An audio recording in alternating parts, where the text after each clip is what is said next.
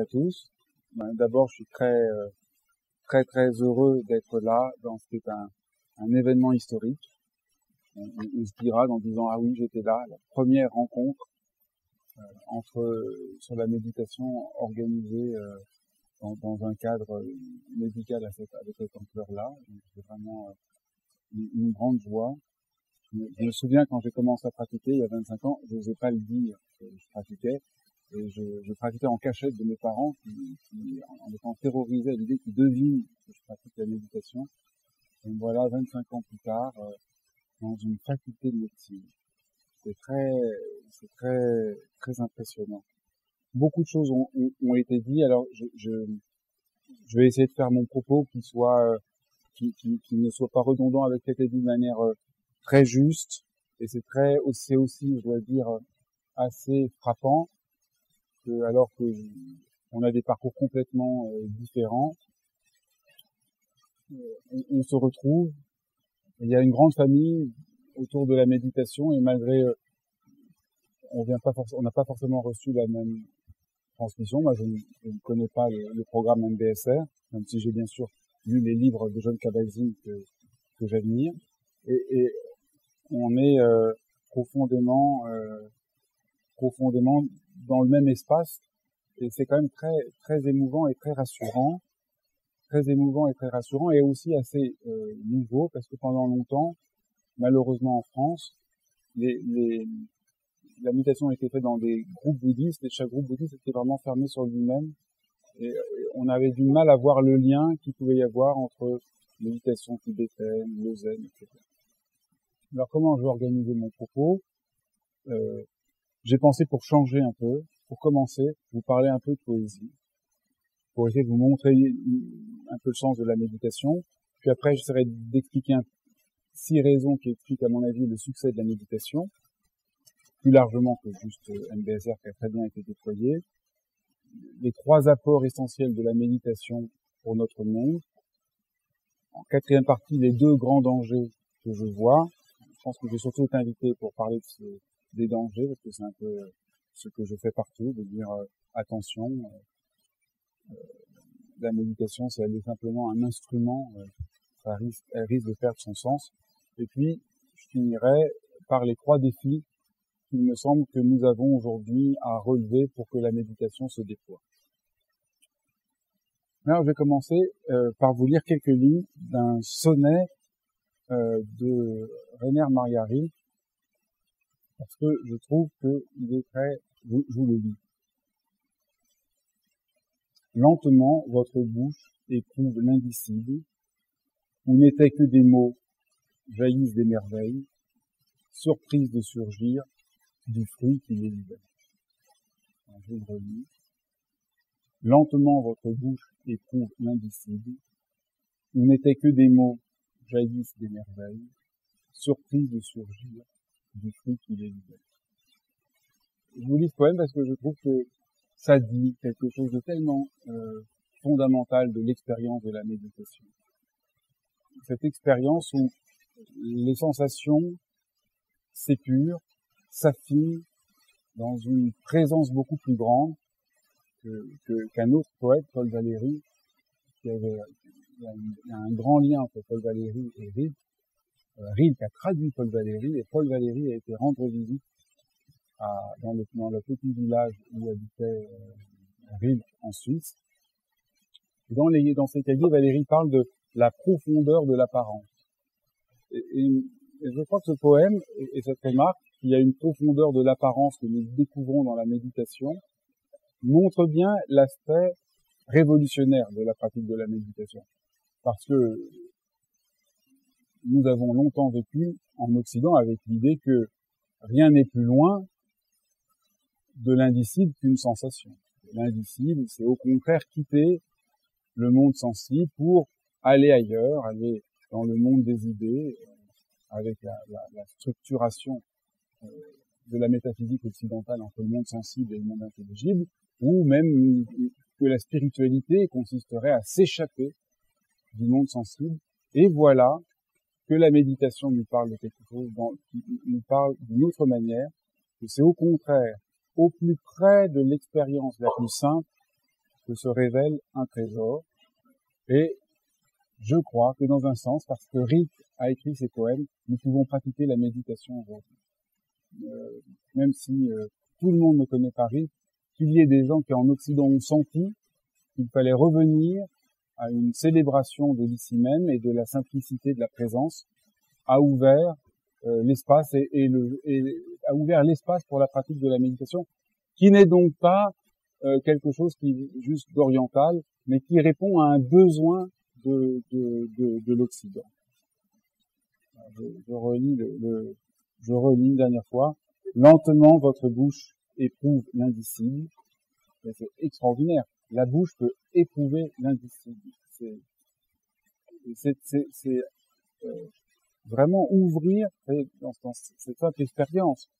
Au fond, l'expérience de la méditation, tout de suite, on est ouvert à quelque chose d'immense, tout simple, complètement ordinaire, et pourtant immense. Lentement, votre bouche éprouve l'indicible. Où n'étaient que des mots. De toute autre manière, les mots ici, en tant qui saisissent, qui nous mettent loin de la réalité, jaillissent des merveilles, surprise de surgir du fruit qui les libère.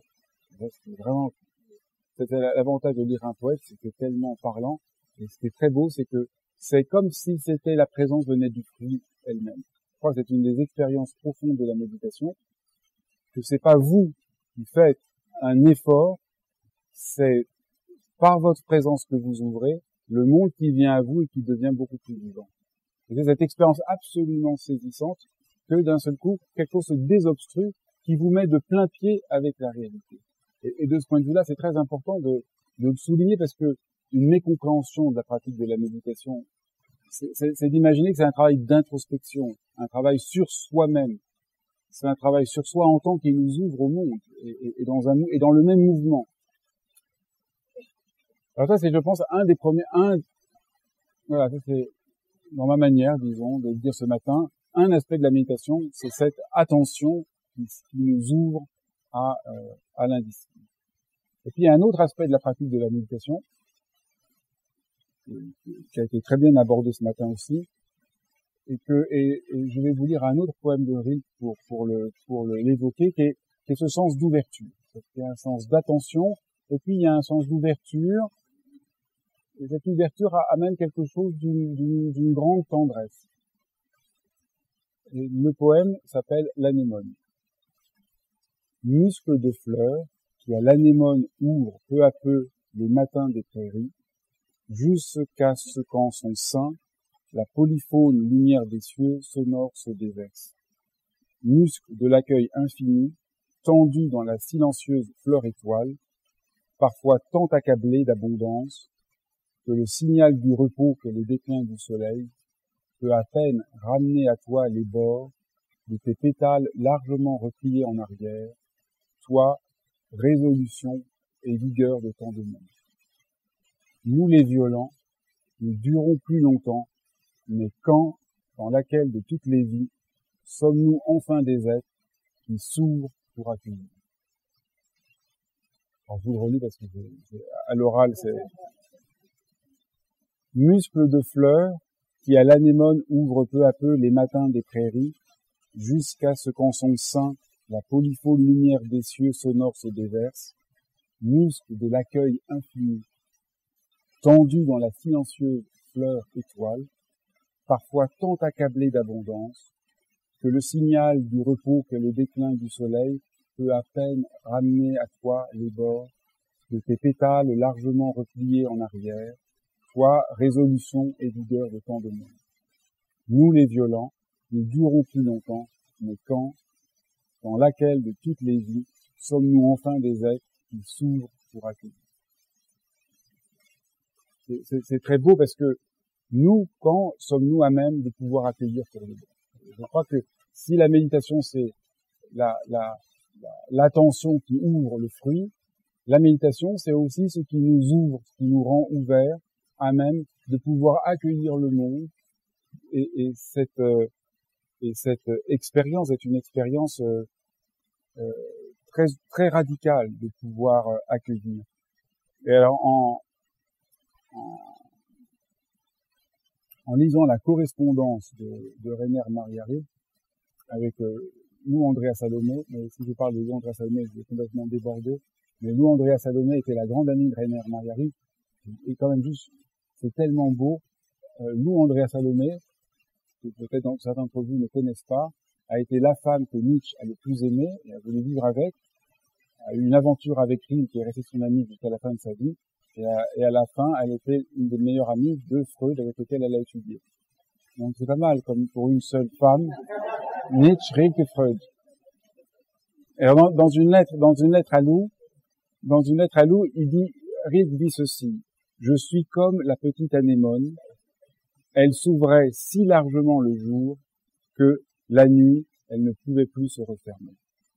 C'était effrayant de la voir dans le pré obscur, grande ouverte, continuant d'accueillir dans son calice frénétiquement béant, avec ce surcroît de nuit au-dessus d'elle, qui ne pouvait devenir toute chose, et à côté, ses sages sœurs, chacune refermée sur sa petite mesure de superficie.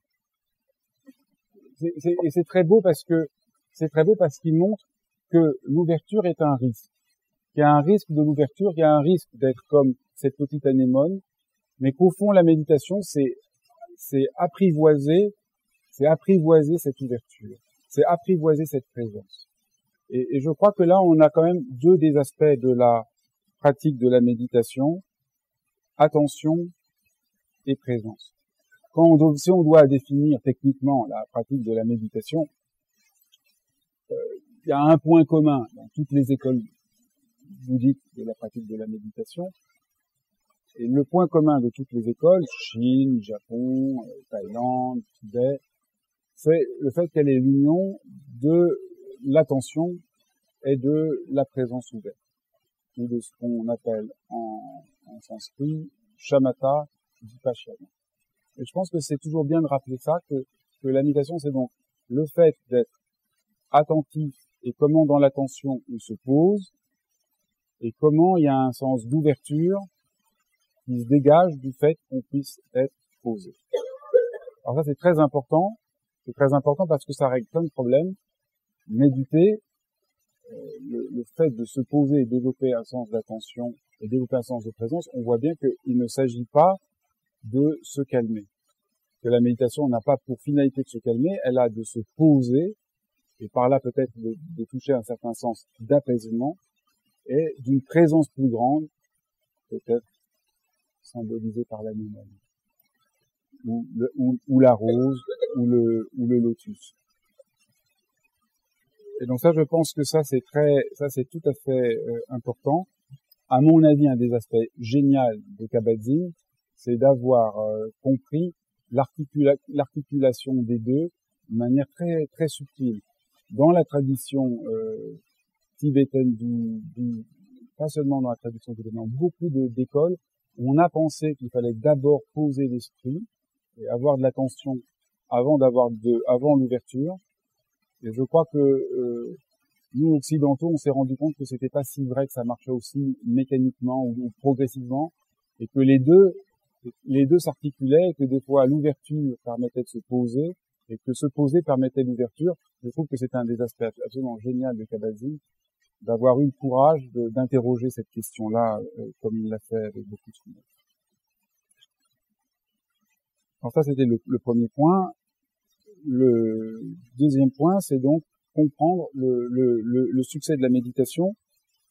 Je vais être assez rapide, quelque chose qui ont déjà été vues. Le premier point, c'est clair qu'un des succès de la pratique de la méditation, ça a été le rapport avec l'approche scientifique. Il trouve que j'ai eu la chance, moi, d'être un peu aux premières loges de cette aventure, parce que moi, la personne qui m'a appris à méditer, c'était Francisco Varela. Je ne sais pas du tout qui c'était, parce que j'étais sonné à la porte d'un appartement pour apprendre à méditer, puis c'est cet homme qui m'a appris. Pendant longtemps, il m'a pas du tout dit ce qu'il faisait. Et Francisco Varela était un chercheur en sciences cognitives, et qui a eu l'intuition qu'il y aurait un lien très profond entre science, phénoménologie et méditation.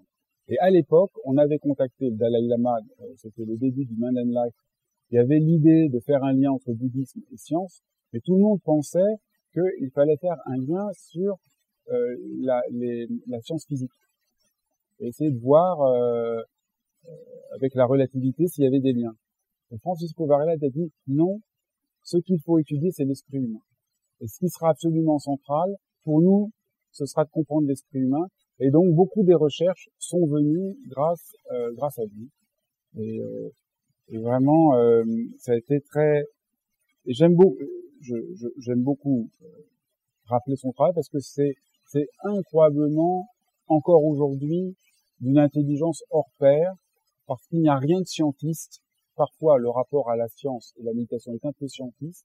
Ce qui est absolument génial chez Francisco Varela, c'est que il disait la méditation n'a pas besoin de la science, mais dans le dialogue entre la méditation et la science, quelque chose peut naître de très pertinent. Et je vous invite à lire son livre L'inscription corporelle de l'esprit, qui est un livre solide, sérieux. Enfin, c'est pas un, comment dire dans le langage éditorial, un feel good book, mais c'est un livre d'une grande profondeur et qui ouvre bien le terrain de ce qui a été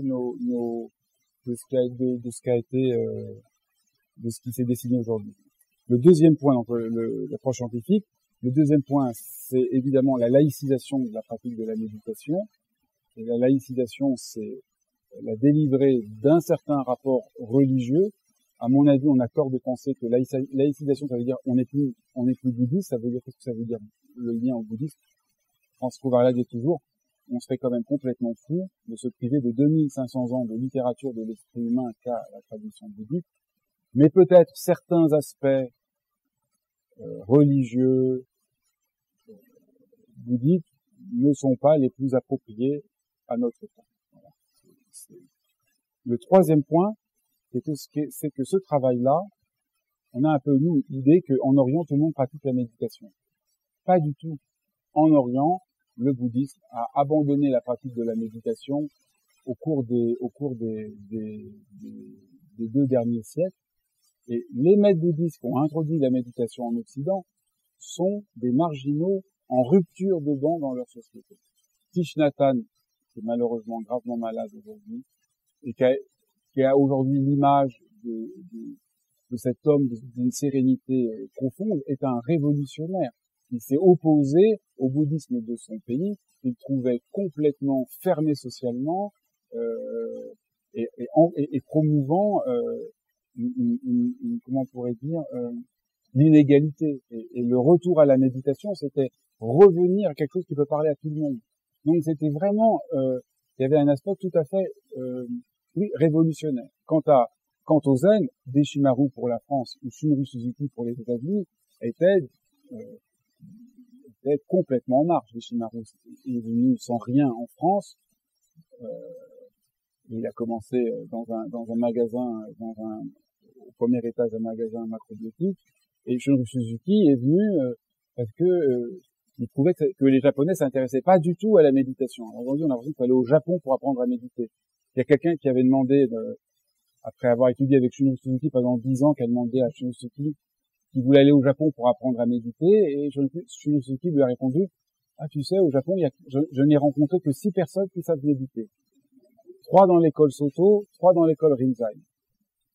Et c'est pas juste des blagues, c'était que, quant à Shogam Trungpa, dans le monde tibétain, qui a été le premier à dire, laissons tomber toutes les pratiques ésotériques, commençons par la pratique de la méditation, c'est le plus important, et je pense que Varela était un étudiant de Shogam Trungpa, était très novateur. Et quand j'étais jeune, dans les centres tibétains, on ne pratiquait pas la méditation de présence attentive.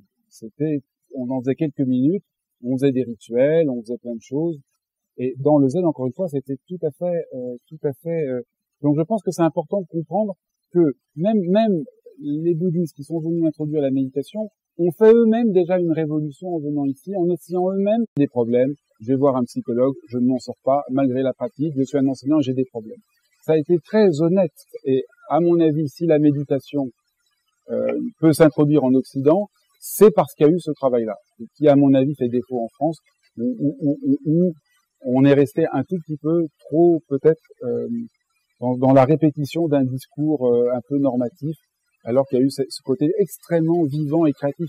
quand Sharon Salzberg a travaillé sur la bienveillance aimante, tout le monde se moquait d'elle. Elle m'a raconté, je suis éditeur et je publierai son livre en janvier, ça fait 20 ans qu'il est publié aux États-Unis, sur la bienveillance aimante.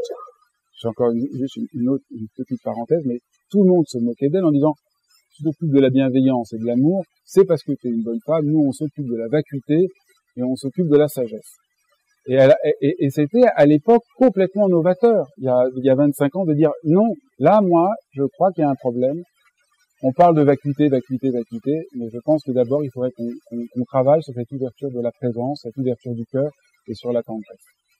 Et je crois que c'est ce travail-là courageux qui fait qu'aujourd'hui on est beaucoup plus armé à comprendre ce que fait la pratique de la méditation.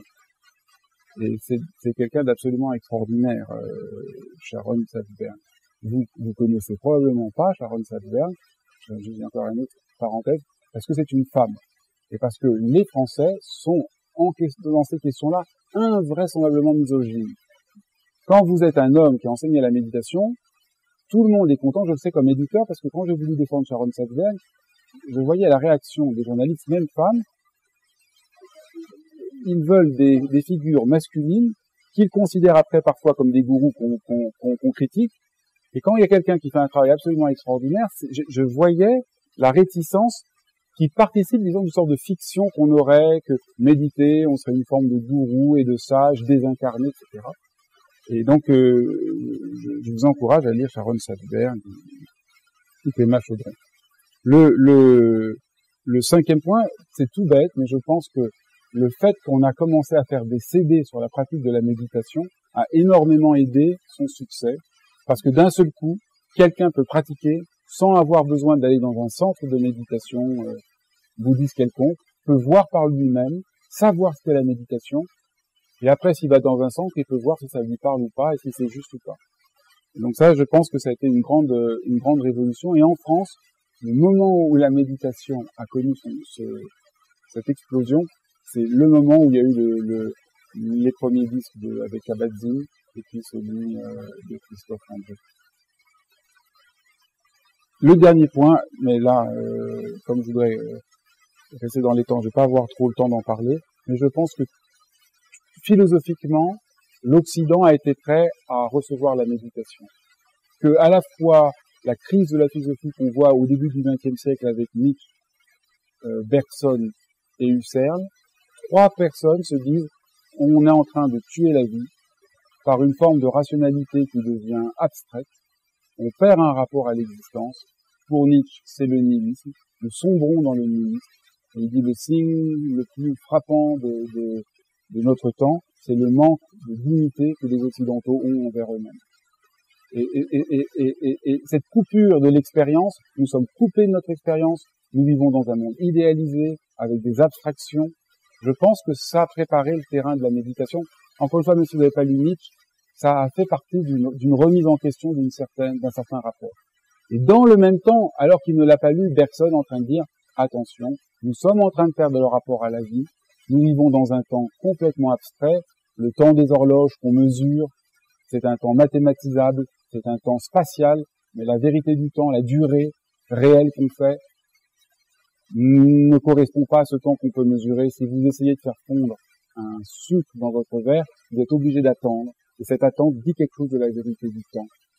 Par rapport au rapport à la méditation, tout ce que ça ouvre. Et notre manière d'utiliser le langage en fait comme des étiquettes qui nous empêchent un rapport plus direct au monde. La méditation comme rapport direct au monde. Et Husserl, qui dans la crisis, voit que la crise de notre monde, c'est une rationalité qui devient profondément non raisonnable. Il y a une rationalité qui devient folle, qui nous prive de notre humanité. C'est quand un rapport de technique perd le rapport à notre propre humanité.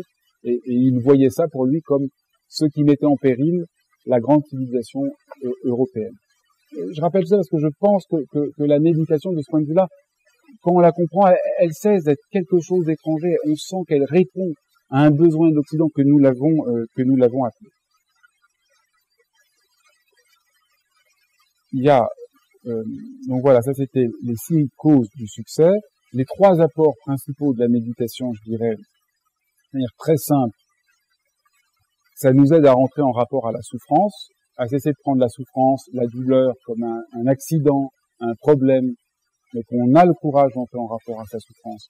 Et je pense que c'est aussi pour ça que, comme on l'a vu ce matin, quelqu'un qui enseigne la méditation et qui a lui-même médité, a lui-même été en rapport à sa propre souffrance, et donc un tout autre rapport aux autres personnes. Qu'est-ce que c'est un médecin ou un soignant qui soigne quelqu'un en étant lui-même, en voulant ne jamais rentrer en rapport à la douleur et à la souffrance.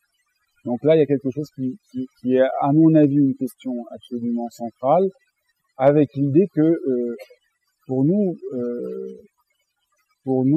entrer en rapport à la souffrance, ça semble terrorisant. Or non. Comme disait Rainer Mariari, les dragons ne sont peut-être que des princesses qui attendent de nous voir beaux et courageux. Et c'est souvent juste. Nos douleurs, tant qu'on les fuit, nous hantent et sont terrorisants. Et dans la méditation, moi je trouve que c'est la plus belle définition de la méditation que j'ai lue. J'ai lu beaucoup de textes bouddhiques, mais je trouve cette phrase de Rin tellement éclairante. Parce que dans la méditation, vous avez ce qui vous fait peur, ce que vous redoutiez, vous finissez par vous rendre compte que c'est pas si terrible que ça, que les choses se transforment. Et ça, c'est vraiment, et vous pouvez pas le décider. C'est la pratique qui fait que quelque chose comme ça a lieu. Et je pense que un monde qui est terrorisé par la souffrance, comme notre monde, et qui finit donc par nous vendre du divertissement, 3h30, la moyenne nationale. Les gens n'ont jamais, j'ai pas le temps de méditer un quart d'heure par jour, 3h30 la moyenne nationale pour regarder la télévision. Quand on sait ce que c'est vendre du cerveau disponible à Coca-Cola, et donc ce que ça veut dire, là, on devrait trouver 15 minutes pour pouvoir entrer, pour pouvoir pratiquer et nous réapprendre à avoir un rapport un peu plus sain à la douleur. Le deuxième point, qui a très bien été aussi évoqué ce matin, c'est que ça nous familiarise avec notre esprit. Notre esprit cesse d'être un inconnu. Pourquoi on a des pensées? Pourquoi à un moment on est en colère? Pourquoi j'ai telle réaction à tel moment? On cesse d'être vraiment étranger à soi. On commence à découvrir ce qu'est l'esprit, ce qu'est notre esprit. Donc du coup, on commence à comprendre un peu mieux quelque chose. Et puis le troisième point, sur lequel je ne saurais assez insister, c'est la bonté et la bienveillance. Et j'étais, je dois dire, très ému que ce matin, Jean Gérard ait parlé de l'amour, parce que c'est assez rare, et qu'il y a tout un discours sur la méditation qui tente à présenter la méditation juste comme une forme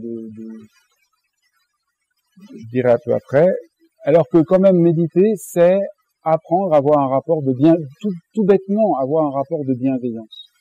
Puisque c'est un rapport de non-jugement, comme on l'a dit, c'est porter une attention délibérée au moment présent sans jugement. Vous êtes submergé par la peur, au lieu de vous en vouloir, vous entrez en rapport avec, c'est déjà une attitude d'une incroyable bienveillance. Et ma conviction profonde, c'est que nous avons absolument besoin de retrouver un rapport de bienveillance et que parfois la méditation est comprise de travers par rapport à son sens comme un outil qui va me permettre d'être en sécurité en toute situation et de me protéger, alors que ça n'est pas le cas. Donc je crois que ça c'est les 3 apports. Les 2 dangers. Le danger principal, c'est que la méditation soit présentée trop unilatéralement comme ayant un but, disant à quelque chose, devenant une technique, une manière de gérer quoi que ce soit. On ne peut pas gérer son stress, on ne peut pas gérer ses émotions, on ne peut gérer que son compte en banque. Le mot gérer est un mot du monde économique. Quand vous dites je veux gérer mes émotions, vous comprenez vous-même comme un compte en banque. Et c'est pas neutre. Ça n'est pas neutre. Si chaque fois qu'on essaye, ça m'arrive quand même de dire gérer parce que c'est vraiment dans l'air du temps. J'ai même vu l'autre jour quelqu'un qui disait je gère bien mes enfants. Là, on sent que c'est trop. Mais quand on essaie de dire un autre mot, ça nous force à devenir plus humain. J'apprivoise mes émotions, j'entre en rapport à mes émotions. Mais gérer, c'est vraiment le contrôle à distance. Et je crois que on aurait beaucoup à gagner à essayer de ne pas trop tout gérer, parce qu'on veut tout gérer, et qu'à mon sens, le problème majeur, pourquoi la méditation a du sens aujourd'hui, c'est pas pour nous apprendre à mieux gérer, alors que demain, on va tous travailler dans nos entreprises, on va tous nous apprendre à méditer pour être encore plus efficace, écraser encore plus le voisin, répondre encore à plus de mails à la minute. Mais peut-être que on va comprendre que si on va si mal, c'est que cette obsession de tout gérer nous prive de notre humanité. Donc pour moi, il y aurait un grand danger si la méditation ne devient qu'un outil de gestion et qu'elle reste un espace de gratuité. Pour le faire dire que la méditation est un espace de gratuité, moi quand j'enseigne la méditation à l'école occidentale à Paris, il y a entre 120 et 150 personnes qui viennent toutes les semaines, mais en général, je commence, méditer ne sert à rien. Donc, les gens sont un peu surpris. Ça ne veut pas dire que ça n'a pas de fruits, mais ça n'a pas, quand on veut que ça serve à quelque chose, on prive, au fond, l'expérience de pure gratuité de la méditation, qui est au fond le sens même de l'attention. Porter attention, c'est être présent pour rien, sans rien. Si j'ai un but, je ne suis plus vraiment présent et plus vraiment attentif. Donc c'est ça le renversement. Quand les gens sont vraiment très réticents, je leur dis, il y a une enquête aux États-Unis, et c'est absolument vrai, que si vous pouvez appeler un ami à 2 heures du matin, ou à 3 heures du matin, vous avez 30% de chance de moins de faire un infarctus. Et on comprend bien pourquoi. Ça veut dire que vous avez des relations sociales, et donc vous avez un certain empathie. On sait par ailleurs dans une autre enquête que si vous voulez avoir des relations d'amitié, il faut passer 2 fois, il faut voir les gens un temps assez suffisant, et en moyenne au moins 2 fois, une demi-heure, tous les mois, est un temps nécessaire pour faire une relation. Imaginez, je vous appelle demain et je vous dis, j'ai envie d'avoir 30% de moins d'avoir un infarctus, il faut qu'on se voit 2 fois 30 minutes. Est-ce que tu peux sortir ton agenda? Est-ce que j'ai la moindre chance que de créer un rapport d'amitié? Ça ne veut pas dire que l'amitié n'a pas des effets, elle va pas changer ma vie. Donc, bien sûr, la méditation a énormément d'effets, change la vie. Bien sûr, c'est important de la mesurer, mais il faut faire attention qu'on ne l'instrumentalise pas trop, de manière à qu'elle perde cette ressource. Et c'est d'autant plus important que quand quelqu'un découvre la méditation, la manière dont la méditation change sa vie n'est jamais exactement ce qu'on pourrait penser à l'avance. C'est que c'est très étonnant comment la méditation œuvre dans nos vies. Et moi, je pratique depuis 25 ans, et donc, dans ma vie, je traverse des épreuves différentes à différents moments, et la méditation m'a aidé de manière que je ne pouvais pas imaginer. Et si je suis honnête, quand j'ai commencé à méditer, ce que je voulais obtenir par la méditation, parce que j'avais quand même une idée, je me rends compte rétrospectivement que mon idée était incroyablement agressive. Je voulais prendre un bazooka et détruire plein d'aspects de moi que je trouvais insupportables. Ben, la méditation, ça fait pas ça. Ça m'a appris à reconnaître ces aspects-là, à travailler autrement avec eux. Ils se sont transformés d'une manière que je n'aurais jamais pu envisager et prendre en compte. Donc ça, je crois que c'est le premier grand danger, que ça devienne un outil de gestion dans le cadre de la gestion du tout. Et le deuxième, c'est de la limiter au bien-être. De penser que la méditation, c'est un rapport au bien-être, le culte du bonheur. C'est beaucoup trop étroit. La méditation, ça donne du sens. La méditation, ça ouvre à une plénitude d'existence. Et la méditation n'est pas une forme de relaxation ou de sophrologie. La sophrologie et la relaxation sont absolument formidables. Il peut être très bien de se détendre. Il peut être très bien de chercher le bien-être. Mais la méditation est quelque chose d'autre, de différent, qui vise à ce mouvement d'attention et à cette ouverture. Cette ouverture n'est pas toujours confortable, elle est réelle et profonde, elle nous transforme. Donc je crois important, des fois pour des raisons pédagogiques, on a envie de simplifier, de dire voilà, la méditation ça va t'aider à gérer ton stress, ça va te donner du bien-être. Hein, mais quand on a fait ça, au fond, on a tout perdu. Et donc voilà, j'espère, mon engagement, un peu mon combat, c'est d'essayer de préserver cette dimension-là. Et je suis assez optimiste parce que quand j'ai commencé à dire ça, je me souviens, je parlais avec plein d'amis à la fois méditants et éditeurs. Ils me disaient, mais mon pauvre, personne ne va jamais venir méditer, ni achètera tes livres si tu dis ça. Et finalement, l'école occidentale de méditation est aujourd'hui une des écoles qui a le plus de membres. On ne peut pas accueillir tout le monde.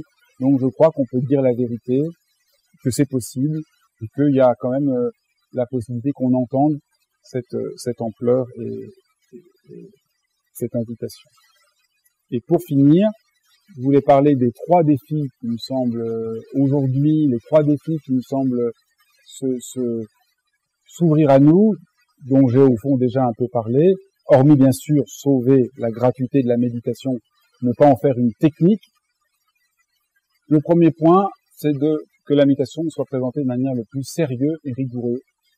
C'est un des aspects géniaux de Kabat-Zinn, c'est de présenter la manière de manière très précise et rigoureuse. Et il faut le dire, en Orient, il y a des textes très précis, et dans le même temps, il y a une manière de transmettre en Orient. Moi, j'ai fait l'ikebana, l'art floral japonais. Je me souviens, ma professeure d'ikebana, elle faisait le bouquet, et elle disait, faites-le. Elle faisait mon bouquet, puis elle disait, très bien, est-ce que je peux faire une légère correction? Oui. Et elle refaisait tout. Elle dit, c'est compris? Puis elle enlevait, elle dit, refaites-le. Et c'est souvent comme ça, si vous faites des arts martiaux, c'est comme ça. On n'explique pas, vous faites, et par là vous allez comprendre. Et c'est une manière magnifique d'enseigner. Mais nous, occidentaux, c'est pas possible. Nous venons de nos traditions, et je trouve que c'est juste. Moi, je n'ai pas envie de devenir oriental, je ne crois pas que je viendrai oriental. Et nous, on a besoin de comprendre, on a besoin de faire, on a besoin de comprendre, on a besoin d'aller entre je comprends et je fais. Et donc je pense que ça, le fait qu'on ait une transmission précise, rigoureuse de la pratique, qu'on comprenne comment ça fonctionne, qu'on comprenne précisément comment c'est, qu'on étudie les textes, qu'on traduise les textes précis sur la méditation, je crois que ça c'est vraiment très indispensable. Et s'il y a un danger du côté scientifique de devenir scientiste, il y a un apport du côté scientifique quand ça nous permet de vraiment comprendre comment la méditation fonctionne. Ça nous empêche d'être dans une forme un peu vague et un peu floue. Et je crois que la méditation a aussi beaucoup souffert de tout ce qui était un peu spirituel, parce que c'était un peu spirituel, était présenté de manière floue, sans précision, sans rigueur. Alors du coup, ça ne peut pas s'implanter aussi durablement dans la société. Donc voilà, pour ces 2 raisons, je pense que le sérieux est important. Le deuxième défi, c'est que je crois que c'est l'articulation de la présence attentive et de la bienveillance aimante qui va être décisive dans les années à venir. On se rend compte de plus en plus que la dimension d'amour, de bienveillance, de compassion, d'altruisme, de gentillesse, l'hésitation sur les termes est tout à fait révélateur de la difficulté qu'on a, est absolument centrale. Et quand moi j'ai commencé à apprendre la méditation, il fallait d'abord faire de la présence attentive, puis après, quand on a été bien stabilisé, on faisait la bienveillance aimante. Et moi, j'ai fait un coffret sur la présence attentive et un coffret sur la bienveillance aimante, et j'ai constaté que pour beaucoup d'occidentaux, commencer par la bienveillance aimante est absolument aidant, et que des gens qui ont beaucoup de mal avec la présence attentive, en travaillant sur toucher cette bonté du cœur, les aide à toucher la présence. Et au fond, on voit bien que c'est les 2 ailes du même oiseau. On apprend par l'attention et la présence à être vraiment pleinement là, et on apprend par là à ouvrir son cœur, à être dans un rapport de plus grande bienveillance envers soi et le monde, en surmontant les idées qu'on est isolé, de ressentir le lien, et on voit bien que c'est les 2 s'aident, parce que quand vous touchez la bienveillance, vous touchez aussi la présence. Et la présence sans bienveillance, qu'est-ce que ce serait? Et la bienveillance sans la présence, qu'est-ce que ce serait? Donc je crois que ça va devenir un enjeu, et comme je suis éditeur, je publie beaucoup de livres aux États-Unis. Dans les recherches aux États-Unis aujourd'hui, on a beaucoup travaillé sur la présence attentive toutes ces années. Aujourd'hui, beaucoup de recherches dans les plus grands laboratoires sont sur la bienveillance, l'empathie, la compassion. Et le troisième défi, c'est le corps. Quand les maîtres ont enseigné la méditation, ils n'ont pas parlé du corps, parce que pour eux c'était complètement évident. Mais nous, on a un vrai problème de présence corporelle, Et on a tendance à croire que méditer, c'est faire un travail avec son esprit. Bon, d'accord, il y a la posture, mais il y a un vrai défi pour nous à vraiment réhabiter le corps. Et c'est tellement frappant que quand j'enseigne la méditation, régulièrement, il y a des gens qui disent, mais et le corps? Je dis, mais le corps, je fais que parler de ça. Oui, mais on bouge pas. Et les gens ont l'impression que s'ils ne bougent pas, il n'y a pas de rapport au corps. Les gens ont l'impression que entre courir en faisant son footing avec un casque sur les oreilles et pratiquer la méditation en immobile, l'un vous êtes en rapport au corps, parce que vous courez, l'autre vous êtes immobile, donc vous n'avez pas de rapport au corps. C'est un rapport complètement fou, parce que courir avec des écouteurs, vous n'avez pas de rapport au corps. Vous êtes dans une instrumentalisation du corps, mais pas dans cette présence corporelle. Dans les dimensions que sent le corps, il n'y a pas de présence. Donc, je crois que là, il y a beaucoup de travail à faire, que beaucoup de gens sont en train d'essayer de réfléchir à ces questions, d'expérimenter des tas de choses, que c'est vraiment un grand défi de retrouver comment toucher la présence avec son corps. Voilà, à mon avis, les trois défis majeurs que je vois pour l'avenir. Et voilà ce que je voulais dire ce matin. Merci.